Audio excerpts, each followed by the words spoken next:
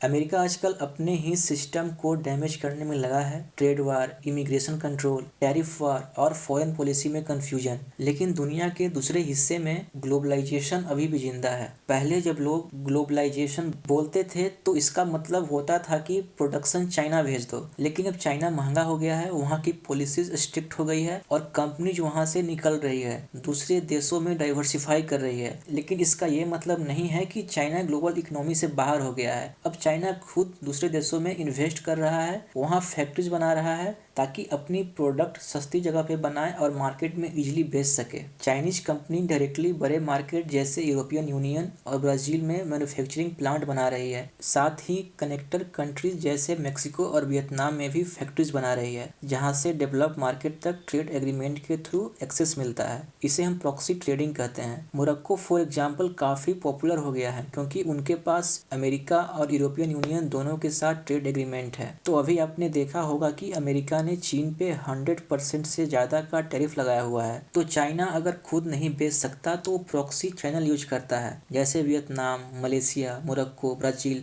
Proxy trading के लिए। Develop world हो या ग्लोबल साउथ, सब जगह की कंट्रीज चाहती हैं कि चाइनीज कंपनी उनके यहाँ फैक्ट्रीज लगाएं। नया जॉब, नया टेक्नोलॉजी सब मिलेगा। काइली चेन का ये मैप दिखाता है कि ये चाइना का फॉरेन मैन्युफैक्चरिंग इन्वेस्टमेंट कितना ग्लोबल हो गया है। रोडियम ग्रुप का कहना है कि चाइना की ऑफिशियल आउटबाउंड इन्वेस्टमेंट का बड़ा पार्ट एक्चुअली फैंटम एफडीआई है। मतलब चाइनीज कंपनी अपना पैसा चाइना के बाहर रखने के लिए फेक एफडीआई दिखा रही है। और अगर आप एफडीआई अनाउंसमेंट देखो तो टोटल अभी भी मिड 2010 के लेवल से नीचे है, लेकिन ये डिक्लाइन एक इम्पोर्टेंट शिफ्ट को छुपा रहा है। पेंडेमिक तक चाइना का फॉरेन इन्वेस्टमेंट ज्यादातर फॉरेन कंपनी को एक्वायर करने में था, स्पेशली डेवलप्ड कंट्रीज की कंपनीज, ताकि उनका टेक्नोलॉजी मिल जाए या फिर उनके जरिए अमीर देशों में अपना प्रोडक्ट बेचा जा सके। लेकिन 2022 के बाद से चाइना ने फोकस बदल दिया है ग्रीनफील्ड इन्वेस्टमेंट की तरफ। मतलब चाइनीज कंपनी अपनी खुद की फैक्ट्रीज और ऑफिसेस ओवरसीज बना रही है। आखिरी कुछ सालों में चाइनीज कंपनी ने ईवीज, बैटरीज और टेलीकॉम सेक्टर में एग्रेसिवली इन्वेस्ट किया है। पहले चाइनीज कंपनी फॉरेन ब्रांड खरीद लेती थी, जैसे वोल्वो, पेरेली,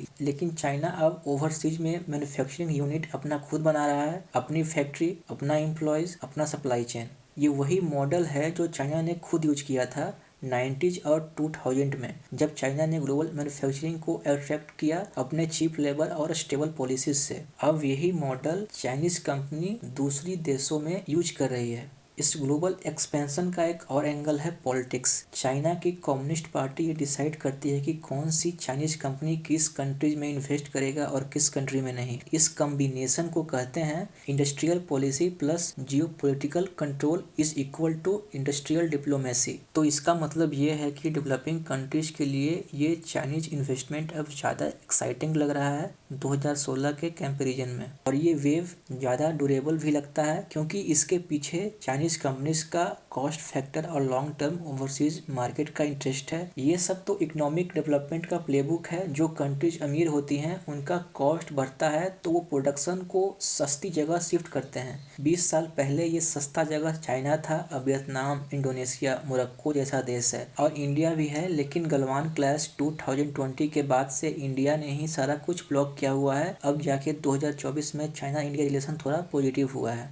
जैसे एक फ्लॉक ऑफ गीज टर्म है, उसमें मैन्युफैक्चरिंग कंपनीज एक कंट्रीज से दूसरी कंट्रीज माइग्रेट करती हैं और हर जगह इंडस्ट्रियलाइजेशन लेकर जाती है। और एक और रीजन है लोकल प्रोडक्शन का। अगर आप किसी कंट्री में ही अपना प्रोडक्ट बनाओगे तो वहाँ बेचना भी इजी होता है, ट्रांसपोर्ट कॉस्ट कम होता है, लोकल मार्केट समझने में आसानी होती है और डिमांड पॉलिसी के हिसाब से क्विक रिस्पॉन्स पॉसिबल होता है। और अब तो टैरिफ का जमाना है। यूरोप, चाइना तभी चाइनीज प्रोडक्ट को एक्सेप्ट करेंगे जब वो उनके देश में ही बनाया गया हो। तो ब्रॉडली देखा जाए तो चाइना का ये ग्लोबल एक्सपेंशन डेवलपिंग कंट्रीज के लिए अच्छा है। उनकी इकोनॉमी बढ़ रही है, गरीब देश जैसे इंडोनेशिया और मोरक्को को इंडस्ट्रियलाइज कर रहा है, मिडिल इनकम कंट्रीज जैसे ब्राजील, तुर्की, मेक्सिको और थाईलैंड को डाइवर्सिफाई और टेक अपग्रेड करने में मदद मिल रहा है। चाइना लेड ग्लोबलाइजेशन एक पॉजिटिव अल्टरनेटिव लग रहा है अमेरिका के उस अजीब ideology driven world economy retreat के मुकाबले। जो 90s और 2000 में था, लेकिन कुछ हरकतें दिखाती है कि चाइना उतना फ्रेंडली नहीं होगा जितना यूएस था 90s और 2000 में। चाइना दुनिया का सबसे बड़ा और सबसे इम्पोर्टेंट डेवलपिंग कंट्री इंडिया को अपनी नई इकोनॉमिक वर्ल्ड ऑर्डर से अलग करने की कोशिश कर रहा है। इंटेंशनली और अनइंटेंशनली पैटर्न तो यही शो करता है। बीजिंग चाइनीज मैन्युफैक्चरर को ग्लोबल एक्सपेंशन को शेप देना चाहता है, मतलब किस कंट्री में इन्वेस्ट करना है और कैसे। फ्रेंडली कंट्री में प्लांट लगाने को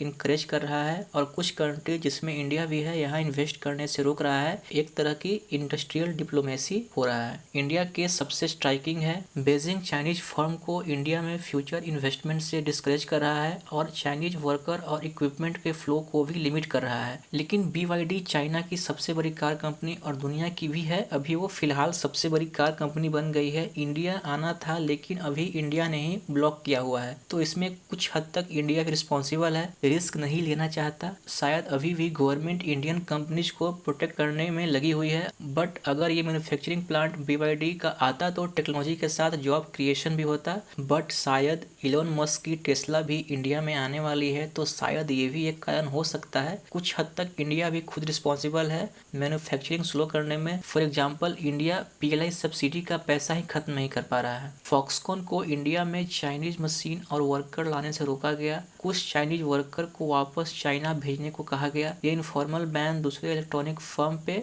भी लगा है। बीजिंग ने चाइनीज ऑटोमेकर्स को स्पेसिफिकली इंडिया में इन्वेस्ट न करने को बोला है। China reportedly solar equipment export करने में भी रोक रहा है। जर्मनी की बोरिंग मशीन जो चाइना में बनती है और इंडिया एक्सपोर्ट होनी थी, कस्टम ने होल्ड कर रखा है। ये सब क्यों? एक वजह हो सकती है जियोपॉलिटिकल स्पाइट, जैसे चाइना फिलीपींस में भी इन्वेस्टमेंट लिमिट कर रहा है जहां टेरिटोरियल डिस्प्यूट है। वैसे ही इंडिया के साथ बॉर्डर डिस्प्यूट है। वैसे भी इंडिया ने भी कुछ चाइनीज इन्वेस्टमेंट ब्लॉक किया है। चाइना ये सब इसलिए कर रहा है क्योंकि उसे लगता है कि अगर इंडिया मैन्युफैक्चरिंग में स्ट्रांग हो गया तो कल को चाइना का सबसे बड़ा कंपटीटर बन जाएगा। आज इंडिया दुनिया का सबसे बड़ा पॉपुलेशन वाला देश है। उसकी इकोनॉमी भी फास्ट ग्रो कर रही है। एप्पल जैसे ब्रांड्स अब इंडिया में प्रोडक्शन शिफ्ट कर रहे हैं। 2016 में सिर्फ 9% फोन इंडिया में बनते थे, अब 19% बन रहे हैं। इलेक्ट्रॉनिक एक्सपोर्ट्स भी 3 गुना हो चुका है। इंडिया में FDI भी डबल हो गया है। अभी भी कुछ चैलेंज हैं जैसे हाई टैरिफ और कॉम्प्लिकेटेड रूल्स, लेकिन गवर्नमेंट रिफॉर्म कर रही है। इंफ्रास्ट्रक्चर और पॉलिसीज बेटर हो रही हैं। इंडिया का सबसे बड़ा स्ट्रेंथ उसका डोमेस्टिक मार्केट है। 1.5 बिलियन लोगों का डिमांड। कंपनीज चाहती हैं कि वो यहाँ बनाए, यहाँ बेचें। शुरू में इंडिया बस असेंबली करेगा, लेकिन धीरे धीरे एडवांस मैन्युफैक्चरिंग और R&D भी करेगा। फिर इंडियन कंपनीज खुद के प्रोडक्ट बनाएगी और दुनिया से कम्पीट करेगी। चाइना को यही डर है, इसलिए वो चाहती है कि इंडिया सिर्फ सर्विस इकोनॉमी रहे, मैन्युफैक्चरिंग में ना आए। लेकिन अब समय बदल रहा है। जैसे पहले कोरिया और जर्मनी के इंजीनियर्स चाइना जाकर चाइनीज वर्कर को ट्रेन करते थे, वैसे ही आज चाइनीज इंजीनियर्स इंडिया में आके इंडियंस को ट्रेन कर रहे हैं। उन्हें लगता है कि इंडियंस उनका फ्यूचर कंपटीटर बनेंगे और ये बात गलत नहीं है। चाइना चाहता है कि उसकी कंपनी इंडिया में इन्वेस्ट न करे, लेकिन चाइनीज कंपनीज इंडिया के मार्केट को छोड़ भी नहीं सकती क्योंकि यहाँ डिमांड हाई है और वेस्ट में उनके ऊपर रिस्ट्रिक्शन है। इंडिया के पास अभी बड़ा मौका है। अगर सही रिफॉर्म किया गया, फ्री ट्रेड एग्रीमेंट साइन किया गया और ग्लोबल कंपनीज को वेलकम किया गया, तो इंडिया अगला मैन्युफैक्चरिंग गाइड बन सकता है। चाइना जितना भी रोकने की कोशिश करे, अगर इंडिया स्मार्ट पॉलिसीज फॉलो करे तो उसे कोई नहीं रोक सकता, लेकिन इंडिया हमेशा ही डिसअपॉइंट करता है। चाइना और US का इशू प्रॉब्लम बनेगा, लेकिन इंडिया के पास अभी भी काफ़ी मौके हैं और नेचुरल एडवांटेज के चलते इंडिया इंडस्ट्रियलाइज करेगा, ग्रो करेगा, चाहे जितना भी ऑब्स्टेकल हो। एक एक्स यूजर ने भी चाइना का इंडिया को होल्ड बैक करने के प्लान पे ट्वीट लिखा है। धीरज ने ऑब्जर्वर रिसर्च फाउंडेशन ORF का एक रिपोर्ट लिंक किया है। चाइनीज कंपनी इंडिया में इन्वेस्ट करना चाहती है, लेकिन जियोपॉलिटिक्स का प्रेशर है। अगर वो पुल आउट करता है तो इंडिया का आत्मनिर्भर मिशन और स्ट्रांग हो जाएगा। दूसरे देश भी चाइना से डिस्टेंस रखकर इंडिया मॉडल अडॉप्ट करेंगे, लेकिन अगर वो इंडिया में बने रहे तो उन्हें लगता है कि इंडिया ग्रो करेगा, उनका कंपटीटर बन जाएगा। जो पैसा इंडिया में कमाएंगे वापस चाइना ले जाने नहीं दिया जाएगा। अभी तक चाइनीज कंपनी इंडियन मार्केट छोड़ने के लिए रेडी नहीं है क्योंकि वेस्ट में टैरिफ बैन लगा हुआ है और चाइना के अंदर डिमांड लो है। केजी माओ, जो चाइना के जियोपॉलिटिकल एक्सपर्ट हैं, उन्होंने कुछ दिन पहले साउथ चाइना मॉर्निंग पोस्ट में एक आर्टिकल लिखा था। उनका आर्गुमेंट था कि इंडिया के मैन्युफैक्चरिंग डिक्लाइन के लिए चाइना को ब्लेम मत करो। 10 साल पहले चाइनीज कंपनी सबसे पहले इंडिया में आई थी, जैसे ओप्पो, वीवो, जियोमी, और इनका बिजनेस आज भी काफ़ी स्ट्रांग है। उन्होंने ये भी लिखा है कि 2019 में चाइना के प्रेसिडेंट शी जिनपिंग और इंडिया के प्राइम मिनिस्टर नरेंद्र मोदी के बीच मैन्युफैक्चरिंग पार्टनरशिप को लेकर सीरियस डिस्कशन हुए थे। केजी माओ का कहना है कि अगर किसी कंट्री ने इंडिया के मैन्युफैक्चरिंग सेक्टर में सबसे ज़्यादा कंट्रीब्यूट किया है तो वो चाइना ही है। चाइना ने इंडिया में 2 कटिंग एज फैक्ट्री लगाई है और चाइनीज वर्कर यहाँ इंडियन वर्कर्स को डायरेक्टली ट्रेन कर रहे हैं। उनका ये भी कहना है कि इंडिया ने जब RCEP regional comprehensive economic partnership से बाहर रहने का फैसला किया तो वो भी एक टर्निंग पॉइंट था। आरसेप एक तरह का फ्री ट्रेड एग्रीमेंट था जिससे इंडिया को लगा कि ये उनके लिए नुकसान का सौदा है, और ये बात किसी हद तक सही भी साबित हुई। द प्रिंट की एक रिपोर्ट के मुताबिक आरसेप साइन करने के बाद कई देशों का ट्रेड डेफिसिट बढ़ गया है। वहीं इंडिया का नॉर्मल ट्रेड डेफिसिट तो चाइना के साथ अभी भी 100 बिलियन से ऊपर है। अब जब यूएस चाइना ट्रेड वार चल रहा है और चाइना अपने एक्सपोर्ट रूट डाइवर्सिफाई करना चाहता है तो प्रेसिडेंट जी वियतनाम, इंडोनेशिया और मलेशिया जा रहे हैं। शायद चाइना को यह भी लग रहा है कि अब टेम्पररी तौर पे इंडिया और दूसरे देशों के साथ थोड़ा जेनरस होना चाहिए। आगे देखना ये होगा कि चाइना इंडिया की ट्रेड डेफिसिट को कम करने के लिए ग्राउंड पे क्या एक्शन लेता है।